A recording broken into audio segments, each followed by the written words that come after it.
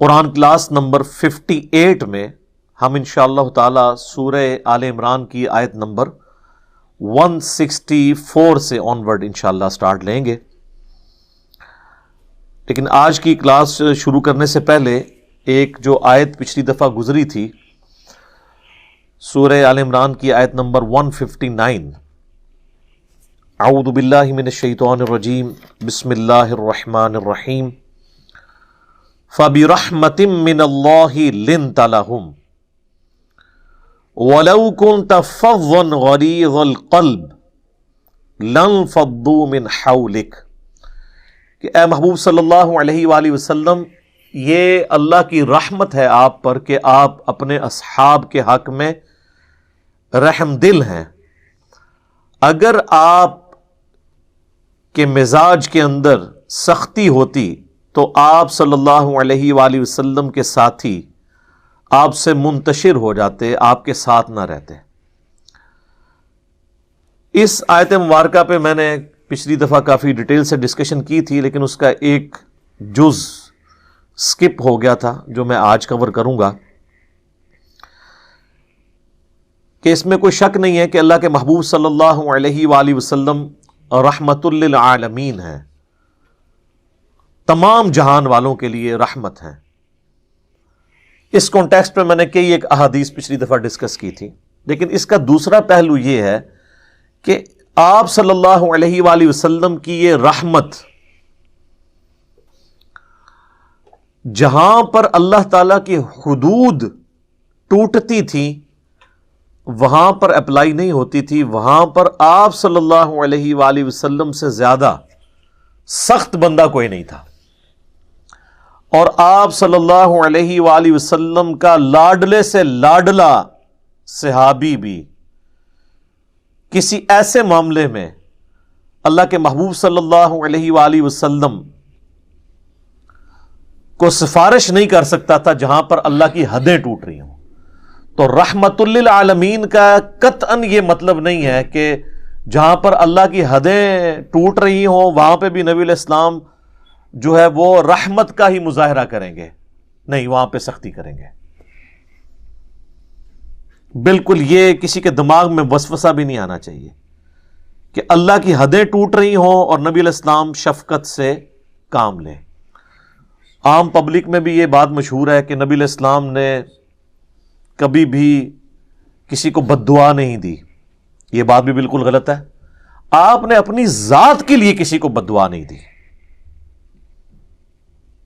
بخاری مسلم میں کئی احادیث ہیں کہ نبی علیہ السلام نے قنوت نازلہ پڑھی ہے ان کافروں کے اوپر، ان کے لیے بد دعا کی، دعائے ضرر کی، جنہوں نے آپ صلی اللہ علیہ وآلہ وسلم کے ساتھیوں کو ناحق قتل کیا.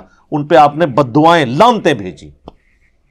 تو یہ جملہ جو پبلک کے اندر مشہور ہے نا کہ نبی علیہ السلام جو ہیں وہ کسی کو بد دعا نہیں دیتے تھے، آپ تو سراپا رحمت تھے، تو اب اس کا یہ کوئی مطلب نکالنا شروع کر دے کہ اللہ کی حدیں ٹوٹتی ہیں تو ٹوٹتی رہیں، آپ کے ساتھیوں پہ ظلم ہوتا ہے تو ہوتا رہے، آپ ہمیشہ شفقت کا مظاہرہ کریں گے. نہیں، اپنی ذات کے لیے آپ شفیق ضرور تھے، لیکن جہاں پر اللہ کی حدیں ٹوٹتی تھیں یا آپ صلی اللہ علیہ وآلہ وسلم کے امتیوں کو یا آپ کے ساتھیوں پر کوئی ظلم کرتا تھا، وہاں پر نبی علیہ السلام کے شفقت والا پہلو کوئی نہیں ہوتا تھا، آپ سے زیادہ کوئی سختی نہیں ہوتا تھا. مثال کے طور پر صحیح بخاری اور صحیح مسلم دونوں میں ایک حدیث ہے کہ ایک فاطمہ نامی عورت کی چوری کا مقدمہ نبی علیہ السلام کے سامنے آیا. وہ چونکہ اونچے خاندان سے تعلق رکھتی تھی تو اس کی سفارش بھی ساتھ آ گئی اشرافیہ کی. بخاری مسلم کے الفاظ ہیں کہ نبی علیہ السلام سے کوئی شخص بھی غصے کی حالت میں کسی کی سفارش یا بات نہیں کر سکتا تھا سوائے اس کے کہ جو حضور کا بہت لاڈلا ہو، اور وہ تھے اسامہ ابن زید جو آپ کے پوتوں کی جگہ تھے. صحیح بخاری میں آتا ہے کہ نبی علیہ السلام اپنے زانوں پر ایک طرف حسن ابن علی کو بٹھاتے تھے اور حضرت اسامہ کہتے ہیں دوسری طرف مجھے بٹھاتے تھے. تو دونوں کو آپ سٹیٹس دیتے تھے اپنی اولاد والا، کیونکہ وہ آپ کے منہ بولے بیٹے زید ابن حارثہ کا بیٹا تھا اسامہ. تو صحابہ نے ان کو بھیجا 8-10 سال ان کی عمر تھی کہ ان کے ذریعے سفارش کروائیں. تو نبی علیہ السلام کو جلال آیا. آپ نے فرمایا تم اللہ کی حدوں کے بارے میں مجھ سے سفارش کرتے ہو؟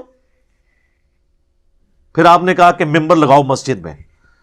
نماز کے بعد آپ علیہ السلام نے مسجد میں خطبہ دیا اور فرمایا کہ تم اللہ کی حدوں کے بارے میں مجھے سفارش کر رہے ہو. اللہ کی قسم تم سے اگلی قومیں اسی لیے ہلاک ہوئیں کہ ان کے اشرافیہ کے لیے اور قوانین ہوتے تھے، یعنی جو بڑے سٹیٹس کے لوگ ہیں، اور عام چھوٹے سٹیٹس کے لوگوں کے لیے اور قوانین ہوتے تھے. اللہ کی قسم اگر میری بیٹی فاطمہ بھی چوری کرتی تو میں اس کے بھی ہاتھ کٹوا دیتا. یہ تو فاطمہ دوسرے قبیلے سے ہے نا، فاطمہ بنت محمد بھی یہ کام کرتی نا، تو اللہ کی حدوں کے معاملے میں میں کسی کی سفارش قبول نہ کرتا. اب رحمت للعالمین والا فنکشن نہیں اپلائی ہوگا یہاں پہ. اسی طریقے سے ایک اور حدیث ہے، وہ بھی بخاری اور مسلم دونوں کے اندر ہے. ایک جنگ کے دوران حضرت اسامہ ابن زید، یہی لاڈلے صحابی، یہ کہتے ہیں کہ ایک کافر کے ساتھ میری جھڑپ ہو رہی تھی، اور جب اس نے دیکھا کہ وہ میری تلوار کے نیچے آیا ہے تو اس نے فوراً کلمہ پڑھ دیا. اب کلمے کا تقاضا یہ تھا کہ حضرت اسامہ اسے قتل نہ کرتے کیونکہ وہ تو مسلمان ہو گیا تھا. تھوڑی دیر پہلے جو جنگ تھی وہ تو اس وجہ سے تھی کہ اللہ کے لیے، جب اس نے کلمہ ہی پڑھ لیا تو بات ہی ختم ہو گئی. صحیح مسلم میں حدیث ہے کہ اسلام قبول کرنا پچھلے کے سارے گناہوں کو معاف کر دیتا ہے. اور اسی کانٹیکس میں مولا علی رضی اللہ تعالیٰ عنہ علیہ السلام کا بھی ایک واقعہ سیرت کی کتابوں میں نقل ہوا ہے. جب ایک کافر ان کی تلوار کے نیچے آیا تو عین اس موقع پہ اس نے آپ کے منہ پہ تھوک دیا تو آپ اس کے سینے سے نیچے اتر آئے. کہا کہ نہیں، اب میرا غصہ بھی اس میں شامل ہو گیا. کلمہ نہیں پڑھا تھا اس نے، لیکن کہا غصہ شامل ہو گیا ہے. جب اللہ کے ساتھ کسی اور کی نیت ہوگی، یعنی میرے نفس کی، تو اب یہ عمل اللہ کے لیے خاص نہیں رہا. تو وہ آپ کے اخلاق سے اتنا متاثر ہوا کہ اس نے کلمہ ہی پڑھ لیا. اس نے تو کلمہ پڑھ لیا، لیکن سیدنا علی کو آج تک ہم جب ان کا نام لیتے ہیں نا تو ہم کیا کہتے ہیں؟ کرم اللہ وجہ الکریم. ان کے اس مبارک چہرے پر اللہ کا کرم ہو. یہ اس واقعے کی طرف اشارہ ہوتا ہے کہ جس چہرے پر جب تھوک پڑی تو اللہ کی رضا کی خاطر بجائے یہ کہ غصہ ایڈ فیول ٹو فائر ہوتا، اتر کے، تو ان کے چہرے کو آج تک سارے مسلمان دنیا کے دعائیں دیتے ہیں کہ کیا چہرہ تھا جی، کہ جس پہ تھوک پڑی ہے تو غصے میں اضافہ نہیں ہوا، غصہ ہی تھوک دیا. اور اس کی برکت سے ایک شخص جہنم کے کنارے پر پہنچ کے جنت میں چلا گیا. اس کی بھی خوش نصیبی دیکھیں.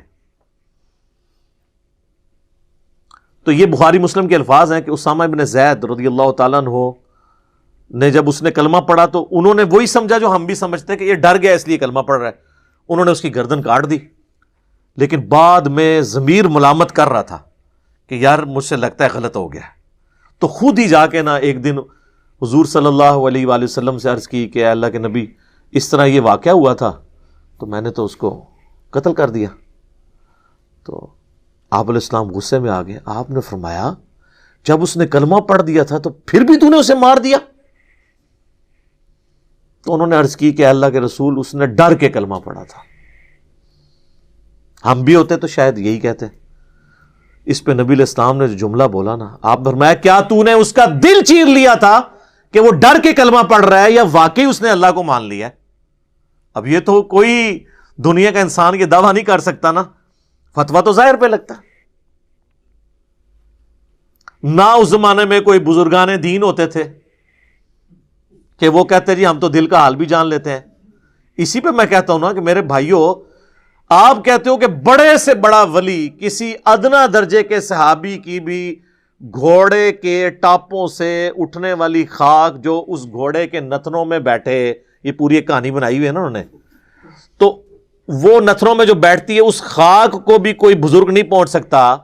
تو میرے بھائی یہ تو ادنا صحابی ہے ہی نہیں، یہ تو اسامہ ابن زید ہے، اور وہ دل چیر نہیں سک رہا. بابے کہاں سے دل چیر لیتے ہیں؟ کہانی ہے. پھر بھی اگر کسی کی تسلی نہ ہو تو میں اپنی میکینیکل انجینئرنگ کا ایک فارمولہ لکھ کے دیتا ہوں. مرے ہوئے میں سے یا زندہ بابوں میں سے کوئی وہ فارمولہ پڑھ کے مجھے بتا دے، دیکھ کے، دل کا نہیں، دیکھ کے. اور ابھی میں تو یہ کہہ نہیں رہا کہ مجھے سمجھا دے کہ لکھا کیا ہوا ہے. سمجھا تو پڑھ بھی نہیں سکتا، سمجھانا کہاں سے ہے؟ سب کہانیاں. اور اسامہ ابن زید کہتے ہیں کہ نبی علیہ السلام نے جب مجھے ڈانٹا تو آپ نے پھر ساتھ ایک جملہ بار بار ریپیٹ کیا، اسامہ تو کیا کرے گا جب قیامت والے دن وہ شخص اللہ کی بارگاہ میں کلمہ پڑھتا ہوا تیرے خلاف مقدمہ دائر کر دے گا؟ اسامہ تو کیا کرے گا، اسامہ تو کیا کرے گا، اسامہ تو کیا کرے گا۔ یہ جملہ آپ اتنی دفعہ ریپیٹ کرتے رہے کہ حضرت اسامہ کہتے ہیں میرے دل میں خواہش ہوئی کہ کاش میں آج سے پہلے کافر ہوتا، آج ہی کلمہ پڑھ کے مسلمان ہوتا، کم از کم میرا یہ گناہ تو دھل جاتا۔ کاش رسول اللہ خاموش ہو جاتے جب بار بار جملے کو ریپیٹ کر رہے تھے۔ تو یہ اللہ کی حد ٹوٹی نا تو نبی علیہ السلام نے کوئی لحاظ نہیں کیا۔ صحیح بخاری میں حضرت خالد ابن ولید کے حوالے سے بھی اسی قسم کا ایک واقعہ ملتا ہے۔ اس میں تو نبی علیہ السلام کے الفاظ ہیں کہ اے اللہ خالد کے میں اس عمل سے بری ہوں، یہ تیرا اور خالد کا معاملہ ہے، میں نکلا، یعنی میں نے کوئی خالد کی سفارش نہیں کرنی، جو اس نے غلط کام کیا ہے خود تجھے جواب دے ہوگا۔ تو نبی علیہ السلام اللہ کی حدیں جہاں پہ ٹوٹتی تھی کوئی لحاظ نہیں کرتے تھے۔ ایک اور حدیث ہے بخاری اور مسلم دونوں میں، آپ نے اکثر سن رکھی ہوگی کہ نبی صلی اللہ علیہ وآلہ وسلم نے فرمایا کہ میرا دل چاہتا ہے کہ میں اپنی جگہ کسی اور کو امام مقرر کروں اور ان لوگوں کے گھروں کو جا کر آگ لگا دوں جو لوگ اذان کی آواز سننے کے باوجود مسجد میں آ کر نماز نہیں پڑھتے، اگر مجھے عورتوں اور بچوں کا خیال نہ ہوتا کیونکہ ان پہ جماعت فرض نہیں ہے، میں ان لوگوں کے گھروں کو آگ لگا دیتا۔ اب مجھے بتائیں آپ کی آج کل کی ڈاکٹرین میں تو یہ بڑا سخت جملہ ہے، یہ سراپا رحمت جو شخصیت ہے آپ تو کہیں گے اس کے اخلاق کو یہ زیب ہی نہیں دیتا کہ وہ ایک جماعت چھوڑنے پہ کہ میں گھروں کو آگ لگا دوں گا، اس لیے کہ اللہ کی حد ٹوٹ رہی ہے۔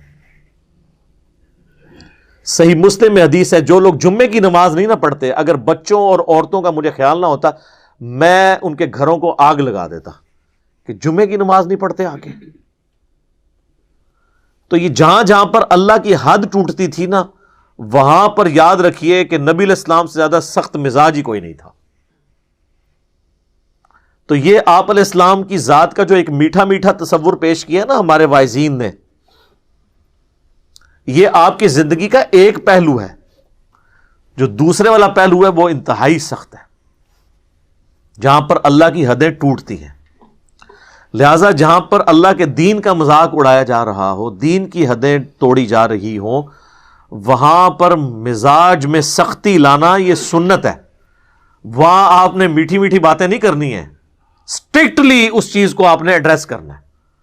اگر نبی علیہ السلام ذرا سے بھی ڈھیلے پڑتے تو معاملہ تلپٹ ہو جاتا۔ صحیح مسلم میں حدیث ہے، ایک شخص نے آپ کے سامنے خطبہ دیتے ہوئے، آپ کا صحابی تھا، تقریر کر رہا تھا، اس نے کہا من یطع اللہ ورسولہ فقد رشدا، جو کوئی اللہ اور اس کے رسول کی اطاعت کرے وہ کامیاب ہو گیا۔ ومن یعصہما، اور جس نے ان دونوں کی نافرمانی کی فقد غوا، وہ گمراہ ہو گیا۔ اب اس جملے کے اندر کوئی ایسی خرابی نہیں لٹریچر کے پوائنٹ آف ویو سے، نہ یہ آؤٹ آف کانٹیکسٹ ہے، نہ اس میں کوئی شرکیہ بات ہے، لیکن نبی علیہ السلام کو اس میں سے سمیل آ گئی کہ یہ معاملہ بگڑ نہ جائے بعد میں۔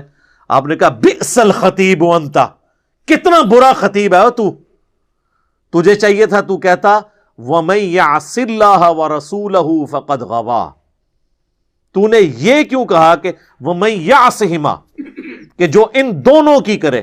تجھے کہنا چاہیے تھا جو اللہ اور اس کے رسول کی نافرمانی کرے۔ دونوں کیوں کہا؟ اللہ تو ایک ہے۔ حالانکہ اس صحابی نے دو اللہ نہیں بتائے، کیونکہ پہلے تو وہ کہہ چکا تھا کہ جس نے اللہ اور اس کے رسول کی اطاعت کی وہ کامیاب ہو گیا، جس نے ان دونوں کی نافرمانی کی وہ گمراہ ہو گیا۔ تو بات کانٹیکسٹ کے ساتھ بالکل درست تھی، لیکن نبی علیہ السلام نے اس کو بینیفٹ بھی نہیں دیا۔ آپ فرمایا تجھے دوبارہ بھی اس کو ریپیٹ کرنا چاہیے تھا کہ جس نے اللہ اور اس کے رسول کی نافرمانی کی، دونوں کی نہیں، دو کہاں سے ہو گئے؟ اللہ اور رسول اپنی دعوت میں تو ایک ہیں، من یطع الرسول فقد اطاع اللہ، لیکن پرسنالٹیز تو الگ ہیں، خالق اور مخلوق کا فرق ہے۔ تو امام الموحدین صلی اللہ علیہ وآلہ وسلم کی دعوت توحید کا تقاضا تھا کہ آپ ڈانٹ دیتے، اور یہی حدیث ابو داؤد میں آتی ہے، اس کے آگے بھی الفاظ موجود ہے۔ آپ نے کہا قم اذهب، اٹھ نکل جائے ادھر سے. اتنا غصہ کیا ہے. تو میرے بھائی آج میرے پاس حدیثیں ہیں نا، تو میں آپ کو شرک کی سینسٹیوٹی سمجھا سکتا ہوں. آپ کے تو بسوں کے پیچھے لکھا ہوتا ہے اللہ نبی وارث، اور نبی علیہ السلام تو کہہ رہے ہیں تم نے اس طرح کیوں کیا. ایک اور حدیث ہے مسند امام احمد میں بھی اور امام بخاری کی کتاب الادب المفرد میں، ایک صحابی نے حضور علیہ السلام کے سامنے کہہ دیا ما شاء اللہ و شئت، جو اللہ چاہے اور جو اس کا رسول چاہے، اے نبی صلی اللہ علیہ وآلہ وسلم آپ جو چاہیں. آپ فرمایا اجعلتنی للہ ندا، کیا تو نے مجھے اللہ کے مقابلے پہ کھڑا کر دیا؟ اس نے نہیں آگے سے کہا کہ یا رسول اللہ میں آپ کو اللہ کا بندہ مان رہا ہوں، میں غیر مستقل بذات مان رہا ہوں، میں عطائی مان رہا ہوں، آپ بندے ہی ہیں. کوئی جسٹیفیکیشن نہیں دی. آپ فرمایا قل بل ما شاء اللہ وحدہ، کہ جو اکیلا اللہ چاہے. تو نے ما شاء اللہ و رسول کیوں کہا؟ تجھے چاہیے تھا صرف کہتا ما شاء اللہ. وہ یہ کہہ سکتا تھا میں یہ کہہ رہا ہوں کہ جو اللہ چاہے، اور اس کے بعد گیون سرکمسٹانسز میں جو آپ کی مرضی. آپ نے کراس لگا دیا. تو جہاں پہ اللہ کی حدیں ٹوٹتی تھی، جہاں پہ توحید کا ایشو آتا تھا، احادیث کی کتابیں بھری ہوئی ہیں اس چیز سے کہ نبی علیہ السلام نے کبھی لحاظ نہیں کیا، اور بالکل کلیئر کٹ جو بالکل سونے کی مہر صحیح بات تھی نا، وہ امت تک پہنچائیے چاہے کسی کو بری لگے. اور آپ علیہ السلام کی یہ تربیت تھی کہ آپ کی وفات کے بعد آپ کے قریبی ساتھیوں نے بھی اس ڈیکورم کو اسی طریقے سے قائم رکھا ہے. صحیح بخاری میں کم از کم 4 جگہ پہ یہ حدیث موجود ہے جو سیدنا ابوبکر کا پہلا خطبہ ہے نبی علیہ السلام کی وفات کے اوپر. آپ صلی اللہ علیہ وآلہ وسلم مسجد نبی میں حضرت ابوبکر صدیق رضی اللہ تعالیٰ عنہ تشریف لے کر آئے اور دیکھا کہ حضرت عمر نے تلوار اٹھائی ہوئی ہے، اور وہ کہہ رہے ہیں کہ جو کہے گا کہ نبی علیہ السلام فوت ہو گئے ہیں میں اس کی گردن کاٹ دوں گا. حضرت ابوبکر رضی اللہ تعالیٰ عنہ نے ان کی طرف دیکھا لیکن اگنور کر کے سیدھا حجرہ عائشہ میں چلے گئے، چونکہ بیٹی تھی، محرم بھی تھی. نبی علیہ السلام کی میت رکھی ہوئی ہے، سر مبارک سے کفن اٹھاتے ہیں، ماتھے پر 2 آنکھوں کے درمیان بوسہ دیتے ہیں اور کہتے ہیں یا رسول اللہ، اللہ آپ پر 2 موتیں کبھی بھی جمع نہیں کرے گا. ایک موت آپ کا مقدر تھی، وہ آپ کو آ کے رہنی تھی. کیونکہ حضرت عمر کا یہ موقف تھا کہ رسول اللہ صلی اللہ علیہ وآلہ وسلم ڈورمنٹ پوزیشن میں چلے گئے ہیں، دوبارہ دنیا میں واپس آئیں گے، کیسر و کسریٰ کی حکومتوں کو ختم کریں گے، کیونکہ آپ کی پیش گوئیاں تو ہیں. جس طرح حضرت موسیٰ علیہ السلام 40 دن کے لیے چلے گئے تھے کوہ طور پہ، نبی علیہ السلام بھی کچھ دنوں بعد واپس آ جائیں گے. تو حضرت ابوبکر نے رد کیا، نہیں 2 موتیں نہیں، موت آنی تھی، ایک آ گئی، اب آپ دنیا میں واپس نہیں آ سکتے.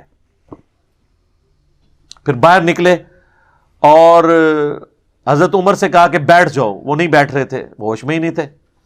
تو حضرت ابوبکر نے کہا عمر کو اس کے حال پہ چھوڑ دو.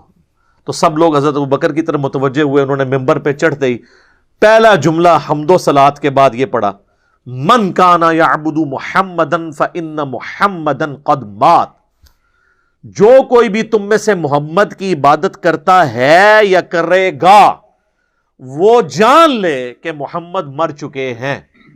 مات کے الفاظ. وَمَن يَعْبُدُ اللَّهَ، اور جو اللہ کی عبادت کرتا ہے یا کرے گا، فَإِنَّ اللَّهَ حَيٌّ لَا يَمُوتُ، تو وہ جان لے کہ بے شک اللہ زندہ ہے، اسے کبھی موت نہیں آئے گی. اب مجھے بتائیں کیا صحابہ میں کوئی حضور کی عبادت کرتا تھا؟ تو یہ فرضی جملہ بولنے کی کیا ضرورت تھی؟ بات سمجھانے کے لیے، تاکہ سمجھ آ جائے کہ کتنا سینسٹیو ایشو ہے. کیونکہ انسانیت نے سب سے بڑا شرک ایک پیغمبر کے نام پہ دیکھا ہے، عیسیٰ ابن مریم. رسول اللہ نے بھی دوسرا عیسیٰ ابن مریم بن جانا تھا اگر آپ کی تعلیمات میں کہیں پر بھی جھول ہوتا.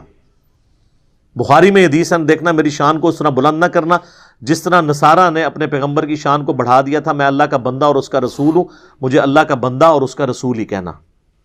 صلاۃ بر محمد و آل محمد، اللہم صلی علی محمد و علی آل محمد. میں کہتا ہوں جی یہ رسول اللہ کی کامیابی ہے کہ ان کی میت کے اوپر لوگ صلاۃ السلام اور نعتیں نہیں پڑھ رہے، توحید بیان کر رہے ہیں. یہاں ہوتے تو انہوں نے تو پتہ نہیں کیا کچھ ادھر گھیرا ڈال کے تو نعتیں پڑھنی تھی اور کہنا تھا انہوں نے تو حضرت بکر نے کہنا تھا لے ممبر تو تھلے، تو کوئی شانہ بیان کر، تو آدھا میں مر گیا. تو یات النبی نو نہیں ماندا؟ بھائی اس زمانے میں اس طریقے سے چیزوں کو غلط طریقے سے پریزنٹ، وہ مانتے تھے یات النبی کو، لیکن وہ آخرت کی زندگی تھی، دنیا سے تو چلے گئے۔ اور پھر حضرت ابوبکر نے اس جملے کے بعد آیت پڑھی دلیل میں، انک میت و انہم میتون، سورہ الزمر آیت نمبر 30، اے نبی تمہیں بھی مرنا ہے، تمہارے مخالفین کو بھی موت آ جائے گی، پھر قیامت کے دن تم اللہ کے حضور جھگڑو گے اپنے اختلاف کے اوپر۔ پھر سورہ آل عمران کی آیت نمبر 144 جو اسی صورت میں نازل ہوئی، وما محمد الا رسول قد خلت من قبلہ الرسل افئن مات او قتل، محمد تو نہیں مگر ایک رسول، ان سے پہلے بھی کئی رسول گزر چکے، ان سے پہلے بھی رسول آئے اور چلے گئے، اگر یہ مر جائیں یا قتل کر دیے جائیں تو کیا تم دین سے الٹے قدم پھر جاؤ گے؟ اب پاکستان میں تو ترجمہ کرنا پڑتا ہے کہ اگر یہ وصال شریف فرما گئے یا شہید ہو گئے، یہاں الفاظ کے ساتھ ہی جھگڑتے رہتے ہیں۔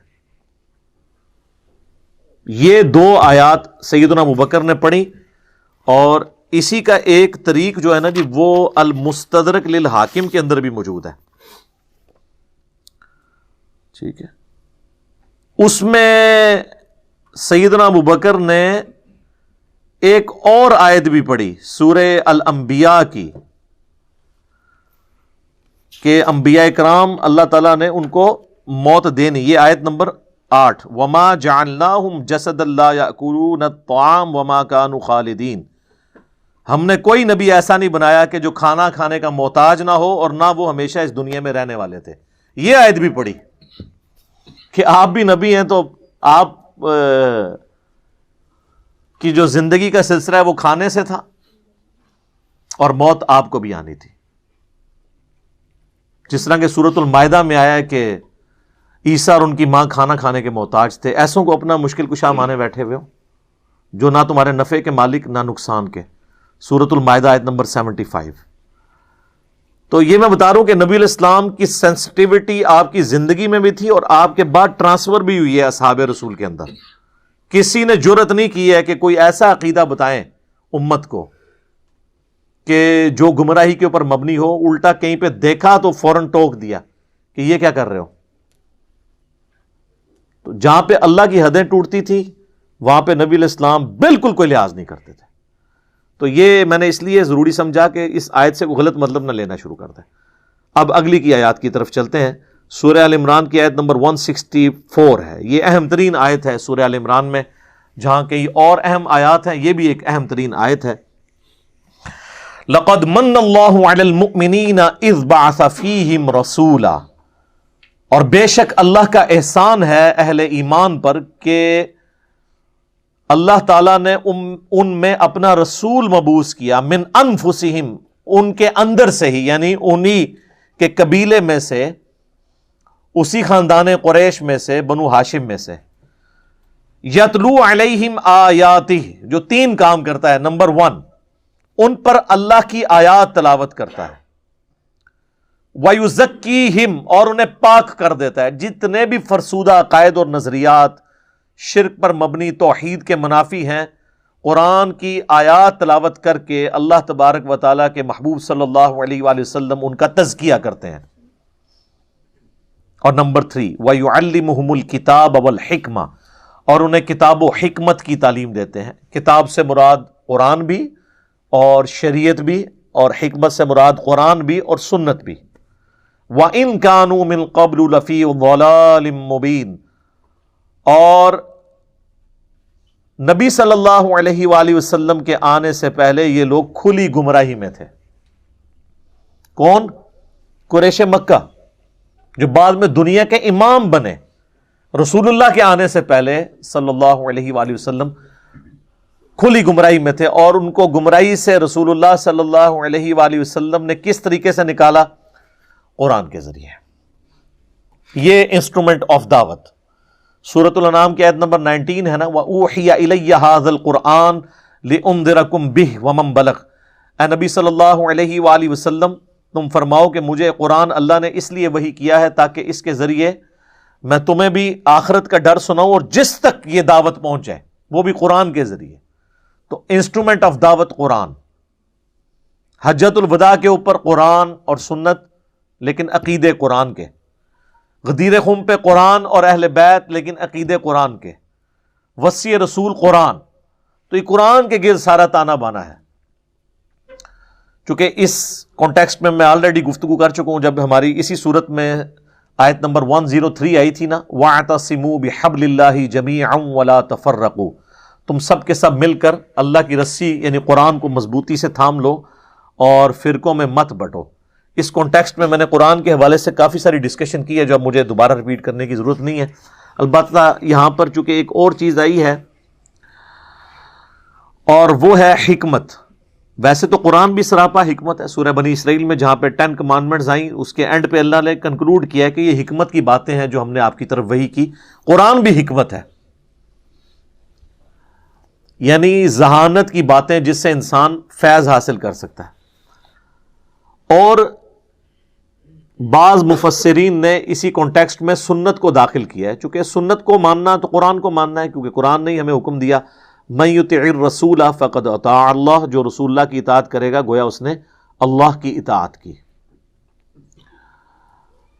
اس کانٹیکسٹ میں کراس ریفرنس کے طور پہ ایک آیت ہے سورۃ الاحقاف کی 4 نمبر آیت ہے، 4 نمبر، ایتونی بکتاب من قبل ھذا، یعنی کافروں سے کہا جا رہا ہے کہ اگر تم لوگ میری اس کتاب قرآن کو نہیں مانتے، ایتونی بکتاب من قبل ھذا، اس قرآن کے نزول سے پہلے جو تمہارے پاس کوئی اپنی کتاب موجود ہے نا وہ لے آؤ، اس سے بات کرو اللہ کی وحی جو نازل ہوئی ہوئی ہے. او اثارۃ من علم ان کنتم صادقین، یا علم کے آثار چلتے آ رہے ہوں اگر تم سچے ہو تو وہ ذرا لے آؤ. تو علم کے آثار یعنی انبیاء کی تعلیمات، کیونکہ کتاب تو پہلے ذکر ہو چکا، ایتونی بکتاب من قبل ھذا او اثارۃ من علم، علم کے آثار اگر ہوں نبیوں کے تو لاؤ اس سے بات کرو. وہی جو ہم کہتے ہیں کہ کتاب و سنت سے بات کرو، بزرگ بابوں سے یا سنی سنائی باتوں سے اور خوابوں سے بات نہ کرو.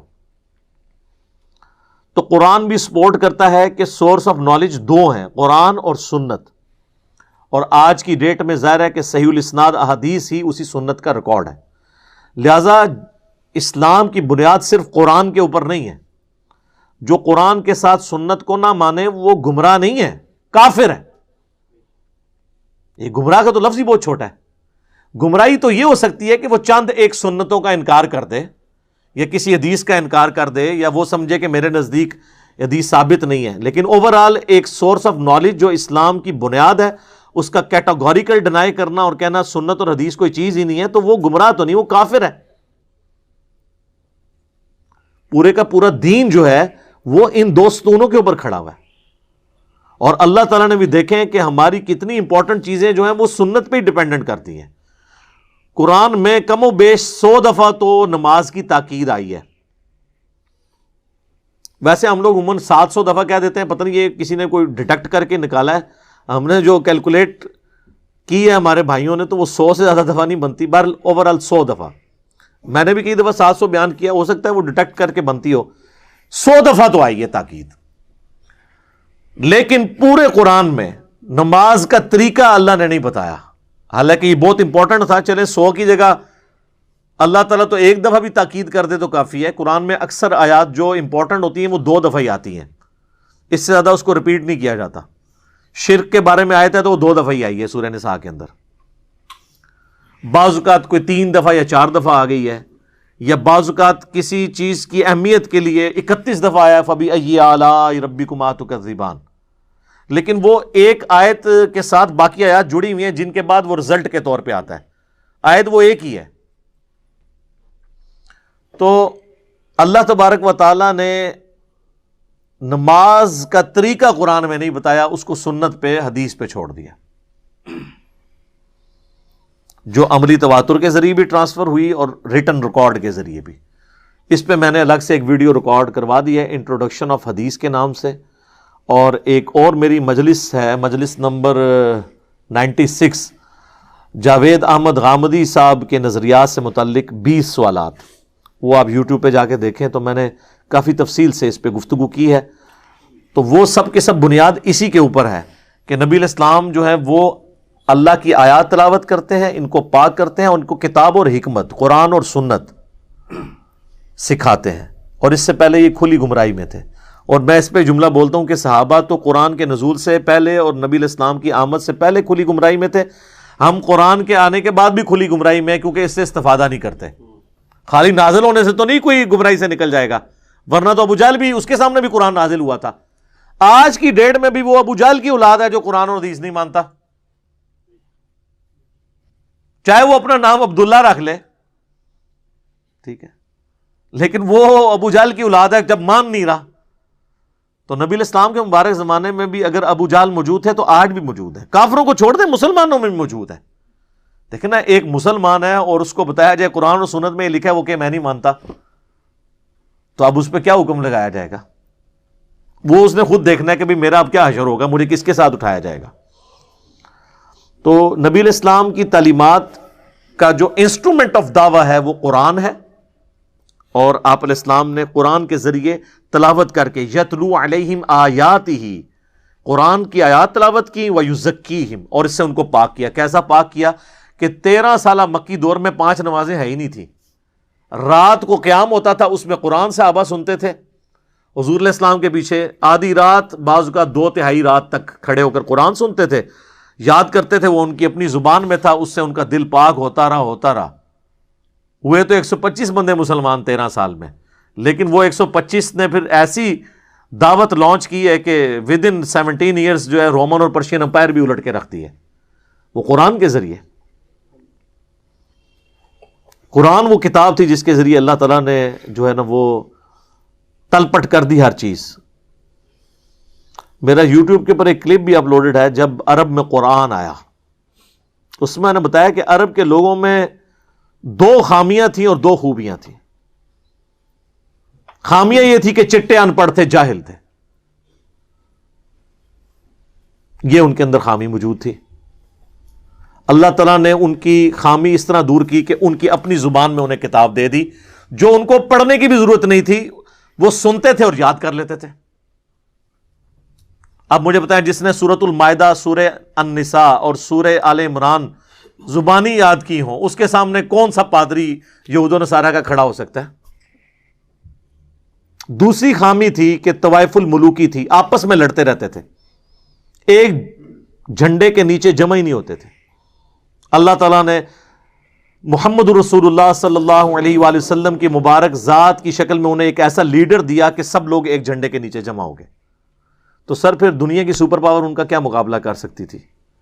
علم بھی مل گیا، لیڈر بھی مل گیا، اور 2 خوبیاں تھیں ان میں، جنگجو تھے لیکن آپس میں لڑتے تھے۔ ان کو یہ اندازہ ہی نہیں تھا اگر ہم اکٹھے ہو جائیں تو ہم دنیا کی سپر پاورز کو بھی الٹ سکتے ہیں، کیونکہ وہ سپر پاورز تو وہ آرام اور آرائش کی زندگی گزار رہے تھے، یہ ٹف ماحول کے ریگستانی لوگ، کتنے کتنے دن فاقوں میں گزارنے، ریگستانوں میں سفر کرنا، ان کا کون مقابلہ کر سکتا تھا؟ یہ ان کے اندر خوبی تھی۔ اور دوسری خوبی یہ تھی کہ جب کسی کو زبان دیتے تھے نا، بیعت کر لیتے تھے نا، پھر گردن ہی کٹتی تھی، اس سے پیچھے نہیں ہٹتے تھے۔ یہ 2 خوبیاں اللہ نے ان کی یوٹیلائز کی اور 2 خامیاں دور کر دی قرآن کی شکل میں اور محمد رسول اللہ صلی اللہ علیہ وآلہ وسلم کی شکل میں۔ تو سر پھر کون سی دنیا کی سپر پاور ان کا مقابلہ کر سکتی تھی؟ تو یہ نبی علیہ السلام کا منصب، قرآن کی آیات تلاوت کرنا، ان کا تزکیہ کرنا، انہیں کتاب و حکمت سکھانا، اور اس سے پہلے وہ کھلی گمراہی میں تھے۔ اور پھر دیکھیں بعد میں انہوں نے جس طریقے سے اس گمراہی سے نکلے ہیں کہ دنیا کے ہر کونے تک اللہ کی توحید کا پیغام پہنچایا ہے۔ صحیح مسلم میں حدیث ہے، اللہ تعالیٰ اس کتاب کی وجہ سے قوموں کو عروج دے گا اور اس کتاب کی وجہ سے قوموں کو ذلیل کرے گا۔ صحیح مسلم کی اس حدیث کی ٹرانسلیشن کی تھی جواب شکوہ میں ڈاکٹر اقبال میں، انہوں نے، وہ زمانے میں معزز تھے مسلمان ہو کر اور تم خوار ہوئے تارک قرآن ہو کر۔ مسلمانوں کے پاس اگر کوئی روح ہے نا اس دین کی تو وہ قرآن ہے، باقی تمہارے پاس اس میں کچھ بھی نہیں ہے۔ رسول اللہ اور ہمارا رشتہ اب جو قائم ہے، اللہ اور ہمارا رشتہ جو قائم ہے وہ اس چیز کے ساتھ قائم ہے۔ اللہ ہمارے سامنے نہیں ہے، رسول اللہ قبر مبارک میں جا چکے ہیں، اب اللہ رسول اور ہمارے درمیان جو بانڈ ہے، یہ جو ٹرائکا بن رہی ہے نا، اس کا جو تیسرا کون ہے وہ قرآن ہے، جس کے ذریعے ہم پہنچے ہوئے ہیں، جو کہا گیا کہ یہ اللہ کی رسی ہے، جو اسے پکڑے گا ہدایت پر ہوگا، جو چھوڑ دے گا گمراہ ہو جائے گا۔ صحیح مسلم میں غدیر قم کی حدیث میں وَاعْتَصِمُوا بِحَبْلِ اللَّهِ جَمِيعًا وَلَا تَفَرَّقُوا۔ خیر یہ میرا فیوریٹ ٹاپک ہے، میں اس کو یہیں پہ کنکلوڈ کرتا ہوں۔ جس کو مزید شوق ہے نا تو میرا مسئلہ نمبر 1 ہے امام الانبیاء کی دعوت قرآن، اور امام الانبیاء کی دعوت قرآن صلی اللہ علیہ وآلہ وسلم اسی عنوان سے ریسرچ پیپر نمبر 4 بھی ہے، اور اسی سورہ ال عمران کی آیت نمبر 103 کے کانٹیکسٹ میں نے کئی ایک احادیث اور کراس ریفرنس کے طور پہ آیات بھی پڑھی تھی۔ اب یہ اللہ تعالیٰ کا احسان اہل ایمان کے اوپر اللہ تعالیٰ نے جتایا کہ یہ رسول اللہ اور اللہ کی کتاب یہ احسان ہے جس کے ذریعے تمہیں اللہ نے گمراہیوں سے نکالا۔ اس احسان کو جتانے کے بعد اب دوبارہ پھر وہی غزوہ احد کے اندر جو معاملات ہوئے اس کے اوپر کمنٹری آ رہی ہے۔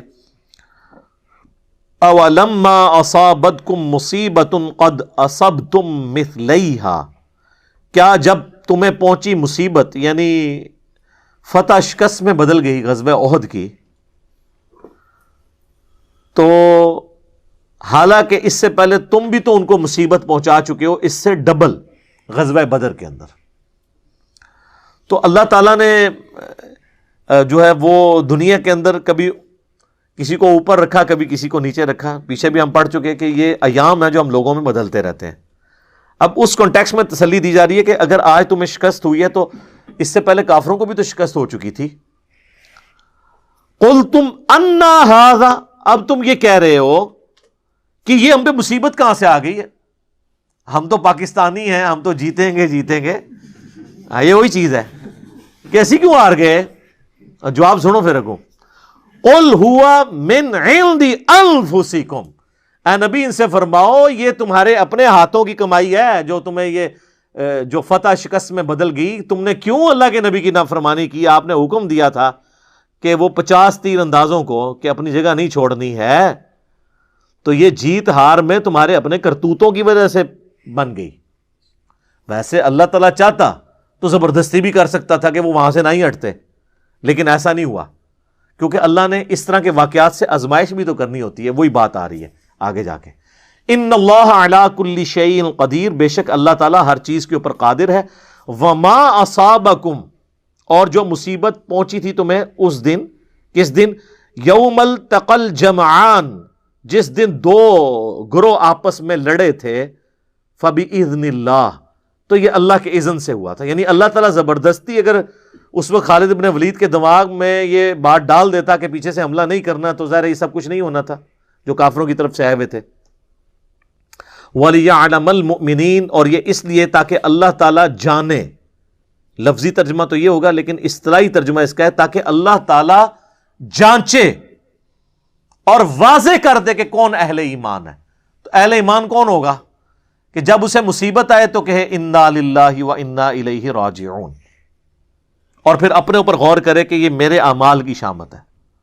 اور جو مومن نہیں ہوگا وہ گلا شکوہ اور لکیر پیٹنا شروع کر دے گا، جس طرح منافقین نے کیا کہ ہمارے بھائی نہ جاتے غزوہ احد میں تو نہ قتل ہوتے، کس طرح انہوں نے عورتوں کی طرح مینے مارنے شروع کر دیتے، صحابہ کرام نے تانے دینا شروع کر دی۔ آگے پھر ذکر آئے گا ان کا۔ وَلِيَعْلَمَ الَّذِينَ نَافَقُوا، تاکہ اللہ تعالیٰ یہ بھی دیکھ لے کہ کون سے ہیں جو نفاق والے ہیں، اندر سے کافر ہیں اور منافقت کا انہوں نے لبادہ اوڑھا ہوا ہے، مسلمان اوپر سے بنے ہوئے ہیں۔ اللہ تو جانتا ہی ہے، مراد یہ کہ اللہ نکھار کے لوگوں کے سامنے ان کو ننگا کر دے کہ یہ دیکھ لو، یہ تھے جو نعرے لگایا کرتے تھے، اور اب دیکھ لو جب مشکل وقت آیا ہے تو یہ لوگ جو ہیں وہ دین کا راستہ ہی چھوڑ گئے۔ وَقِيلَ لَهُمْ تَعَالَوْا قَاتِلُوا فِي سَبِيلِ اللَّهِ أَوِ ادْفَعُوا، جب ان سے کہا جاتا تھا، کہا گیا کہ آؤ اللہ کی راہ میں قتال کرتے ہیں اور بچاؤ کرتے ہیں شہر مدینہ کا، قَالُوا لَوْ نَعْلَمُ قِتَالًا لَاتَّبَعْنَاكُمْ، تو وہ بولے کہ اگر ہمیں یہ یقین ہوتا نا کہ جنگ ہونی ہے تو ہم ضرور آپ کے ساتھ چلتے۔ یہ تو نورہ کشتی ہونے جا رہی ہے، اندازہ کریں وہ واپس جو چلے گا تھا نا 300 کا لشکر عبداللہ ابن ابی کا، انہوں نے کہا انہوں نے کہاں لڑنا ہے، وہ سامنے والے بھی قریشی ہیں، یہ بھی قریشی ہیں، قریش کے ساتھ کیسے ٹکرا سکتا ہے؟ تو یہ ہمیں بیچ میں انصاریوں کو مروانے کے لیے اور اہل مدینہ کو مروانے کے لیے نورا کشتی لڑ رہے ہیں. اگر ہمیں ذرا سا بھی یقین ہوتا نا یہ واقعی سچی مچی لڑنے جا رہے ہیں تو ہم آپ کے ساتھ چلتے. یہ تو نورا کشتی ہے, ہونا ہی کچھ نہیں ہے. اصل میں تو دل بے ایمان تے اجتا ٹیر. دل بے ایمانی پہ اترا ہو تو آپ جھوٹے بہانے گھڑ لیں گے. اس پہ اللہ تعالیٰ نے ورڈکٹ دی ہے, ہم للکفر یومئذ اقرب منہم للایمان. اس دن وہ ایمان سے زیادہ کفر کے نزدیک تھے جب وہ یہ بات کر رہے تھے. ویسے یہ عربی میں محاورتاً بات ہوتی ہے, جو وقت کے پیغمبر کے ساتھ غداری کرے اور ان کے حکم کے باوجود ان کو تنہا چھوڑ جائے وہ کافر ہی ہوگا. یہ محاورتاً بات ہے کہ وہ اس دن کافر ہی تھے, ایمان سے بہت دور تھے. اب یہ نہیں ہے کہ وہ اقرب منہم للایمان ہم للکفر یومئذ اقرب منہم للایمان, وہ اس دن ایمان سے زیادہ کفر کے قریب تھے تو مراد یہ کہ کچھ ایمان بھی تھا ان میں اور کچھ کفر بھی تھا. نہیں, یہ محاورتاً عربی میں بات ہوتی ہے. اسی کے تحت میرا یہ موقف ہے کہ جو یہ صحیح مسلم میں حدیث ہے نا کہ نبی علیہ السلام نے فرمایا کہ میری امت میں جب تفریق پڑ جائے گی اور میری امت دو گروہوں میں بٹ جائے گی تو ان دونوں میں سے ایک تیسرا فرقہ نکلے گا خوارج کا, اور ان دونوں گروہوں میں سے جو اقرب الی الحق ہوگا وہ گروہ ہوگا جو خوارج کے ساتھ قتال کرے گا.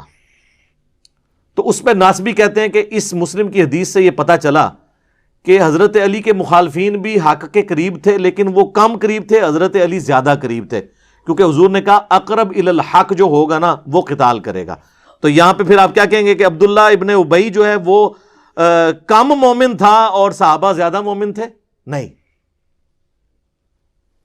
تو وہاں اقرب الی الحق سے مراد ہے حق والا, دوسری طرف تو حق ہے ہی نہیں ہے, کیونکہ دوسری حدیثوں میں تو بڑے سخت الفاظ ہیں. صحیح بخاری میں جو حدیث ہے 2812 کہ عمار کو ایک باغی جماعت قتل کرے گی, عمار ان کو اللہ اور جنت کی طرف بلائے گا, وہ جماعت دوزخ کی طرف بلائے گی. اگر وہ اقرب الی الحق میں سے تھوڑی سی حق سے دور ہوتی تو دوزخ کی طرف تو نہ بلا رہی ہوتی. ہاں ہے کلمہ کو مسلمان تھے, کافر نہیں تھے وہ. یہ ان کی جو بغاوت ہے یہ پولیٹیکل بغاوت ہے, یہ نہیں ہے کہ انہوں نے اللہ کے رسول کو چھوڑ دیا تھا یا قرآن کو چھوڑ دیا تھا. نہیں, انہوں نے دین کے ایک معاملے میں جو یعنی خلیفۃ المسلمین کی اطاعت جو ہے اس سے روگردانی کی تھی, تو تکفیر بھی نہیں ان کی ہوگی. اسی لیے سنن کبریٰ البیہقی میں عمار ابن یاسر سے ہی پوچھا گیا کہ یہ اہل صفین کے بارے میں آپ کا کیا موقف ہے, تو انہوں نے فرمایا کہ اہل صفین کو کافر نہ کہو, منافق نہ کہو, یہ کہو کہ یہ فاسق اور ظالم ہے, یعنی گناہ کبیرہ کے مرتکب ہوئے ہیں کہ انہوں نے خلیفہ وقت کے خلاف بغاوت کی ہے, لیکن یہ کافر نہیں ہے. اسی لیے میں نے اس آیت سورہ آل عمران کی آیت نمبر 167 کا حوالہ بھی اپنے کربلا والے ریسرچ پیپر میں مثال کے طور پہ ڈالا ہے. تو اس دن وہ کفر کے زیادہ قریب تھے بحیثیت ایمان کے, بنسبت ایمان کے, یعنی وہ کافر ہی تھے. یقولون بافواہہم, وہ اپنے منہ سے ایسی باتیں کرتے ہیں, ما لیس فی قلوبہم, جو ان کے دلوں میں نہیں. یہ دو طرح سے اس کا معنی ہو سکتا ہے. ایک تو یہ ہے کہ وہ دعوے تو کرتے ہیں لیکن اندر ایمان کوئی نہیں موجود. دوسرا یہ ہے کہ اوپر سے جو باتیں کر رہے ہیں اس سے زیادہ دشمنی ان کے اندر چھپی ہوئی ہے. اوپر تو دشمنی کا اظہار کام کرتے ہیں, اندر تو اس سے بڑے یہ دشمن ہے. یہ دونوں معنی بیک وقت درست ہوں گے. واللہ اعلم بما یکتمون, اور اللہ خوب جانتا ہے جو وہ چھپاتے ہیں.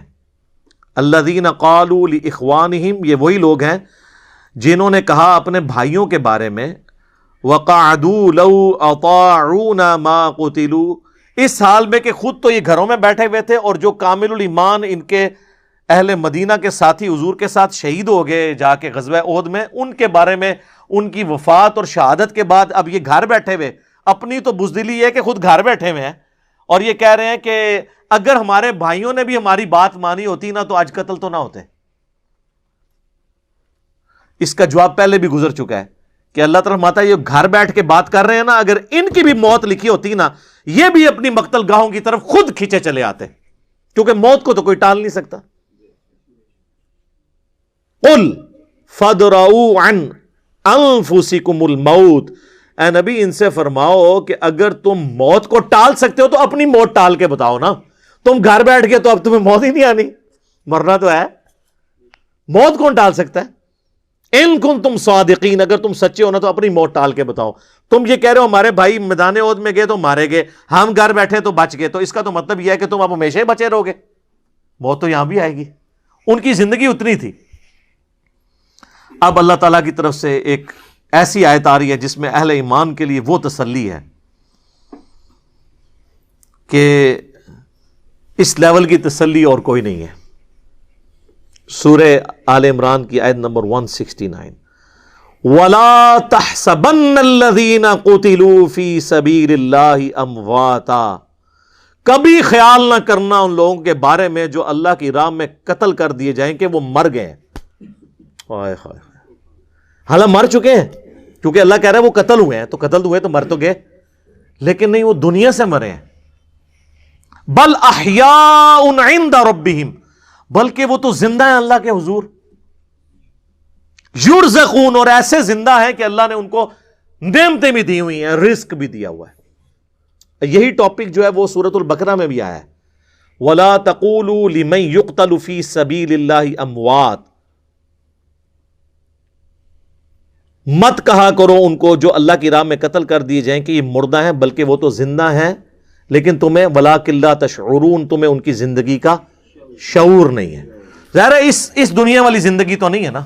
اس دنیا کی زندگی میں تو آپ کو سانس لینا پڑتا ہے، آخرت کی زندگی میں سانس نہیں ہے. اس دنیا کی زندگی میں تو آپ کو دنیا کا مال کھانا پڑتا ہے اور پھر آپ کو ٹوائلٹ کی ضرورت پڑتی ہے. آخرت کی زندگی میں یہ نہیں ہے. تو جن لوگوں نے کہا نا شہید زندہ، لہذا آپ جو شہید ہوئے ہیں ان سے آپ مانگ سکتے ہیں جا کے قبروں پہ جا کے، تو اللہ نے تو پہلے ہی منع کر دیا، تمہیں ان کی زندگی کا شعور ہی نہیں ہے. ان کو دنیاوی زندگی کے اوپر تو قیاس نہ کرو. اگر کوئی کہتا ہے یہ دنیاوی زندگی ہے، مجھے بتائیں دنیا میں کوئی زندہ بندہ اپنی شلوار اتارنے دیتا ہے کسی کو؟ تو آپ بڑے سے بڑا کوئی بزرگ ہو، ایون انبیاء کرام بھی جب فوت ہوئے ہیں ان کو بھی غسل دیا گیا، صرف ایک احترام ان کے ساتھ ہوا کہ ان کے کپڑے نہیں اتارے گئے. ابو داؤد میں آتا ہے کہ صحابہ پہ اونگ تاری ہوئی اور ایک آواز آئی پیچھے سے. یہ وہ نہیں ہے جو بزرگوں کو آواز آئی، یہ صحابہ کو اللہ کی طرف سے فرشتے نے ادا کی کہ حضور کو ان کے کپڑوں سمیت غسل دیا جائے. ورنہ صحابہ کرام کپڑے اتارنے لگے، وہ پریشان ہو گیا ہم اتارے نہ اتارے. تو یہ صرف رسول اللہ کا پروٹوکول ہے بس، اور کسی کا پروٹوکول نہیں ہے. اس کے بعد صحابہ، اہل بیت، بزرگان دین سب کے کپڑے نہیں اترے. تو زندہ بندہ اپنے کپڑے اتارنے دیتا ہے؟ ہونا تو چاہیے یہ کہیں جی جب بزرگوں کو غسل دینے لگے تو انہوں نے کہا ٹھہر جاؤ، میں آپ غسل کر کے آگے پھر لیٹ جانا، کفن دے دو، منو بات ٹانگ دو، میں آپ پا لینا. اس طرح ہوا ہے کبھی؟ تو پھر یہ زندگی آخرت کی زندگی ہے نا، دنیا کی زندگی تو نہیں ہے. فرحین بما آتاہم اللہ، وہ بڑے خوش ہیں ان نعمتوں میں جو اللہ نے ان کو دی ہیں، من فضلی، اپنے فضل سے. وَيَسْتَبْشِرُونَ بِالَّذِينَ لَمْ يَلْحَقُوا بِهِمْ، اور وہ خوش ہو رہے ہیں جنت میں بیٹھے بیٹھے ان لوگوں کے بارے میں بھی جو ان کو ابھی مر کے نہیں ملے. بھئی جو دنیا میں زندہ ان کے بارے میں جنتی کیوں خوش ہو رہے ہیں؟ من خلفہم، جن کو وہ پیچھے چھوڑ آئے ہیں. اللہ خوف علیہم ولا ہم یحزنون، کہ نہیں ہے ان کو کوئی خوف اور نہ وہ غمگین ہوں گے. اچھا جنت میں ان کے بارے میں کیوں خوش ہو رہے ہیں جو دنیا میں؟ اس لیے کہ وہ جنت میں پہنچ کے انہوں نے اینڈ رزلٹ دیکھ لیا ہے، اور وہ یہ خوش ہے کہ ہمارے ساتھیوں نے جو رسول اللہ پر ایمان لائے تھے نا، ہم نے تو آگے واقعی جنت دیکھ لی ہے، انہوں نے تو ایمان بالغیب لے کے آئے تھے، تو ہمیں خوشی ہے کہ ہمارے وہ دوست بھی جنت میں ہی پہنچ جائیں گے، اس لیے خوش ہو رہے ہیں ان کے اوپر. تو دوستی وہ جو اللہ اور اس کے رسول کے لیے ہو، عز وجل وصلی اللہ علیہ وآلہ وسلم. یستبشرون بنعمت من اللہ وفضل، خوش ہو رہے ہیں وہ جنت میں اللہ کی نعمتوں پر اور اس کے فضل پر. وَأَنَّ اللَّهَ لَا يُضِيعُ أَجْرَ الْمُؤْمِنِينَ، اور اس پر کہ اللہ تعالیٰ کبھی ضائع نہیں کرے گا اہل ایمان کا اجر. تو اہل جنت جو شہید ہو گئے غزوہ احد کے موقع پر یا بدر پہ، اللہ نے فرمایا ان کو کبھی مردہ گمان بھی نہ کرنا، ان کو اللہ رزق بھی دیتا ہے، اور سورۃ البقرہ میں ہے لیکن تمہیں اس کی زندگی کا شعور نہیں ہے. انبیاء بھی زندہ ہیں آخرت کی زندگی میں، اولیاء اللہ بھی زندہ ہیں، اور اللہ کے دشمن بھی زندہ ہیں آخرت کی زندگی میں، لیکن وہ جہنم میں زندہ ہیں.